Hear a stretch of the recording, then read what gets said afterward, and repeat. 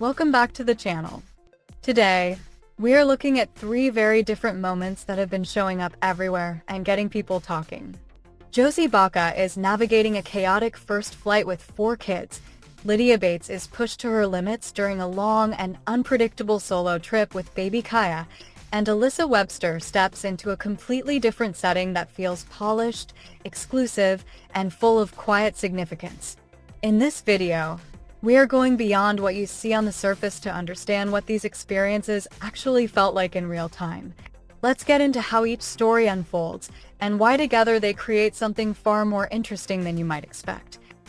Josie Balka is the one who sets the tone with something that feels instantly familiar yet still entertaining. She opens with the line, "Editing our first flight as a fam of 6 like a reality show," and from that moment, you already know this is not going to be a smooth journey. Traveling with 4 kids, including a newborn, is never simple, and Josie does not pretend otherwise. There are strollers to push, bags to carry, bottles to prepare, and constant movement just to keep everything together. Instead of hiding the chaos, she leans into it, almost turning it into part of the fun. She moves through the airport with a kind of controlled energy, balancing everything while still keeping a sense of humor about it. Kelton is right there with her, stepping in, helping, and making it clear that this is a shared effort rather than something she has to carry alone. As the moments unfold, the personalities of the kids begin to shape the story in their own way. Willow and Hazel start out excited, taking everything in, but slowly you can see the tiredness creep in. Miles stays in his own world, focused on his dinosaur toy, completely absorbed in something that makes sense to him. Baby Brooks becomes the quiet center of it all, often asleep in Josie's arms, bringing a calm contrast to everything happening around him. It is not one single storyline. It is several happening at once, layered together in a way that feels very real. You can almost hear the background noise, the movement, the little interruptions that come with traveling as a family. Josie does not try to smooth any of it out. That is exactly why it works. There is no big dramatic ending to Josie's story, and that is exactly the point. When they finally settle into their seats on the plane, it is not framed as a huge victory, just a quiet moment of getting through it together. The trip is messy, unpredictable, and far from perfect, but it is full of meaning in a way that feels genuine. That sense of honesty is what draws people in. It is not about presenting a flawless version of motherhood. It is about showing what it actually looks like. The tired faces, the small wins, the constant adjustments. Josie is not just sharing a trip, she is sharing the feeling of living it. If Josie's story feels warm and full of motion, Lydia Bates takes things in a completely different direction, one that is quieter but much more intense. She begins with, "Come fly with us. I'm not one but 2. Fly for a side. By myself with my baby," making it clear right away that she is doing this alone. There is no extra set of hands, no backup, just Lydia and her baby, Kaya, navigating everything together. At first, things seem surprisingly easy.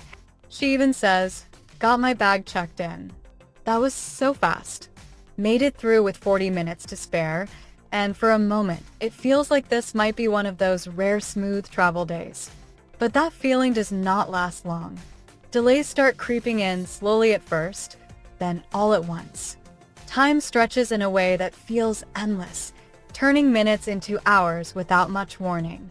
Lydia tries to stay positive, even saying, "That flight was actually so good, people were so sweet," holding on to the small moments that still feel good. But as the waiting continues, the tone shifts. This is no longer about getting somewhere. It becomes about getting through it. She has to keep Kaya calm, find places to sit, figure out how to manage everything on her own without a real break. The longer it goes on, the more you can feel the weight of it. The most raw moment comes when everything finally catches up to her. Kaya gets sick, and suddenly Lydia is dealing with it alone, in the middle of the night, with no easy solution. She says, "Okay, just threw it all over me. And we're now looking like that. What am I gonna do?" And it hits in a way that feels completely unfiltered. There is no backup outfit, No time to reset. Just a quick cleanup and the decision to keep moving. It is not polished, it is not pretty, but it is incredibly real. Sitting there in a quiet nursing room, exhausted and still going, Lydia shows a kind of strength that does not need to be announced. When she finally says, "We will be landing soon," it feels less like an update and more like relief after holding it together for hours. Alyssa Webster, on the other hand, brings a completely different energy, one that feels polished, intentional, and quietly elevated. Her story begins in a simple way, with travel shots that feel easy and familiar, just another trip starting like any other. But as the images unfold, the setting shifts into something much more refined. Grand buildings, detailed interiors, and soft lighting create a sense of stepping into a different world. Her outfits follow that same transition, moving from casual to elegant without feeling forced. She does not have to explain much, the visuals do it for her. You can tell this is not just an ordinary outing. By the time she arrives at the main event, everything feels more defined. The setting, the atmosphere, the small details like tickets and carefully arranged spaces all point to something more exclusive. Alyssa moves through it with ease, smiling, posing, and blending into the environment in a way that feels natural. Photos with well-known figures add another layer, reinforcing the sense that she is part of something bigger. And yet, she never lets it feel distant. There is still warmth in the way she presents herself, still a sense that she is grounded in who she is.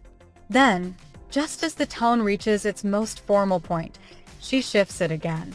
Suddenly, she is at a baseball game, dressed casually, smiling in a completely different setting. The energy changes immediately.